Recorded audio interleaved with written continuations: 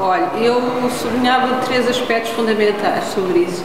Em primeiro lugar, lembrava que não é por acaso que a Unesco, as Nações Unidas, portanto, e aqui referindo mais a Unesco, que é a Organização das Nações Unidas para a Educação e para a Cultura, apontam a educação como um direito humano fundamental, não é? E fundamental no sentido de um direito humano básico, porque ele, de facto, potencia o acesso a outros direitos. E de tal forma que a sociedade do século XXI, que é outro aspecto que também não é por acaso, é considerada como uma sociedade educativa, onde a educação é considerada como um grande tesouro a descobrir por todas as pessoas, por todas as comunidades, por todas as instituições. Assim, neste sentido, a educação é, por um lado, este direito, mas também é um dever. Pelo menos é assim que o trabalhamos aqui, sobretudo na área em que eu estou mais envolvida, na educação, sobretudo na área da pedagogia social.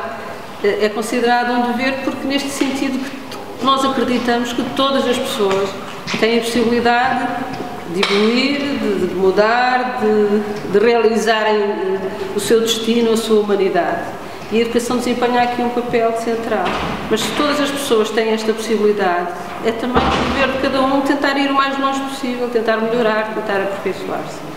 Há um terceiro aspecto que eu vejo muito importante no papel da educação em termos de inserção social, é porque quando falamos de educação, falamos de uma abordagem pedagógica, não é? E a abordagem pedagógica aos problemas sociais e humanos é uma abordagem feita sempre pelo lado positivo. Nunca pelo lado do que as pessoas não são, do que lhes falta, dos déficits, das pessoas que aparecem sinalizadas, das pessoas problemas, das pessoas etiquetadas, mas das pessoas enquanto pessoas e, sobretudo, a partir daquilo que elas têm de melhor e sempre tentando motivar, despertar, alimentar o seu desejo de ser diferente, de ser melhor, de realizarem o seu projeto. Portanto, é não só a educação como direito, como dever, mas também o que é que implica esta abordagem pedagógica. E esta abordagem pedagógica, portanto, vista desta maneira, repara, é um direito humano básico, ele tem que ser acessível para todas as pessoas, não é?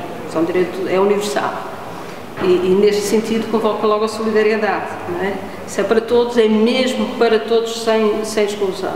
Depois, a própria ideia de referir de sociedade educativa implica que é uma educação para todos, mas ao longo de toda a vida e, portanto, numa valorização muito articulada, muito dinâmica das aprendizagens formais, feitas em contexto escolar, aqui na universidade, noutros contextos, mas também as aprendizagens informais, não formais, portanto, esta ideia de articular todos os passos de aprendizagem.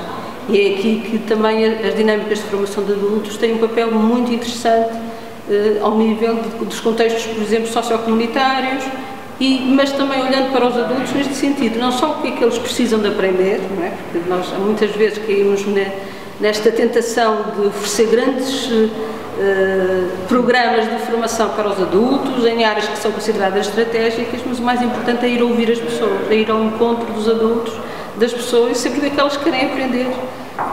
E isso é o que torna mais interessante, porque quando as pessoas se envolvem em processos de aprendizagem, e sobretudo em processos de aprendizagem em conjunto, isso tornam-se mais resilientes, mais positivas, ligam-se a algo melhor. E, por fim, só assim uma palavra, eu penso que o projeto em que estive envolvida convosco, com o trabalho com aquelas 6 pessoas que estavam numa situação de sem-abrigo, é perfeitamente ilustrativo deste poder, de olhar para as pessoas porque elas são, do que elas têm melhor, neste caso a sua ligação à cidade, e tentar fazer com elas um percurso de aprendizagem que só com isso isso reforça o sentido que elas são capazes, que vale a pena, que a vida tem o sentido, não é?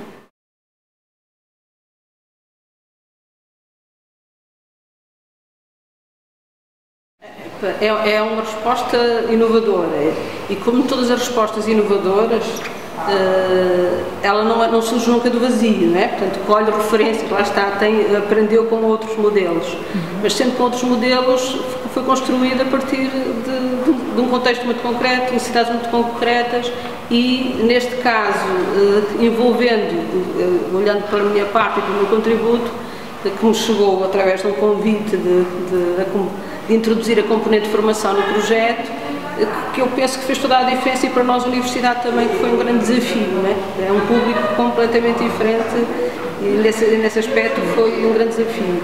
Mas tem este aspecto inovador, porque, por exemplo, no lado da educação, nós temos sido muitas vezes solicitados para fornecer informação, mas que formação foi essa que a Universidade deu a pessoas em situação de sem-abrigo, não é?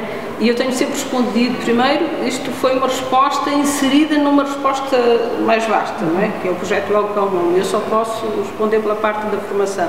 Portanto, é uma resposta que leva tempo, mas na parte da formação foi uma formação também que não dá para modelizar, ou porque foi uma formação construída para aquelas 6 pessoas, não para outras, foi para aquelas 6 pessoas. E todos estes princípios que eu falei antes puderam estar envolvidos. Ainda com outro aspecto, se me permite, porque nós colocámos na nossa formação uma palavra-chave que era a questão da hospitalidade, não é? E olhando como era também o percurso que se pretendia neste caso específico com estas pessoas, que era olhando para a visão que elas têm da cidade e poder criar uma situação de possibilidade de empregabilidade na área do turismo, daquilo que se podem considerar práticas de hospitalidade, eu penso que trouxe desafios muito interessantes em termos de hospitalidade, porque a hospitalidade é a capacidade de acolhermos o outro, não é? E é todo o outro, não é? Em rigor, a hospitalidade é um valor que tem que ser incondicional, é todo o outro, não é? Tem que ser acolher sem interesse, não é?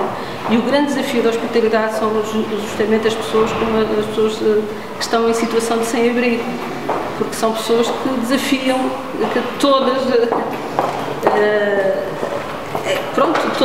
toda a nossa capacidade de acolhimento. Por outro lado, falar da hospitalidade é falar da casa, do lugar, e portanto estarmos a trabalhar com pessoas que à partida são olhadas como não tendo lugar, não é? É muito interessante porque trabalhamos com elas a partir justamente da posse delas do lugar e da capacidade também que elas têm de receber outros, se relacionar com outros, etc.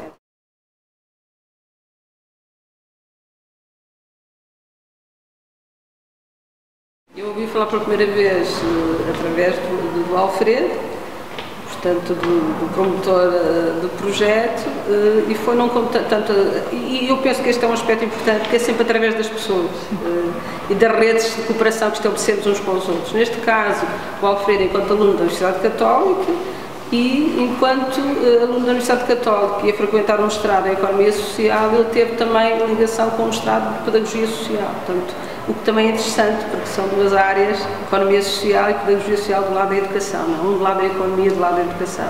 E pelo interesse que ele teve e pela aproximação, o conhecimento que tivemos, ele surgiu com essa proposta e veio totalmente ao encontro do que era também a nossa experiência. Nós trabalhamos na educação, naquilo que nós chamamos de hospitalidade urbana, e veio tudo a calhar.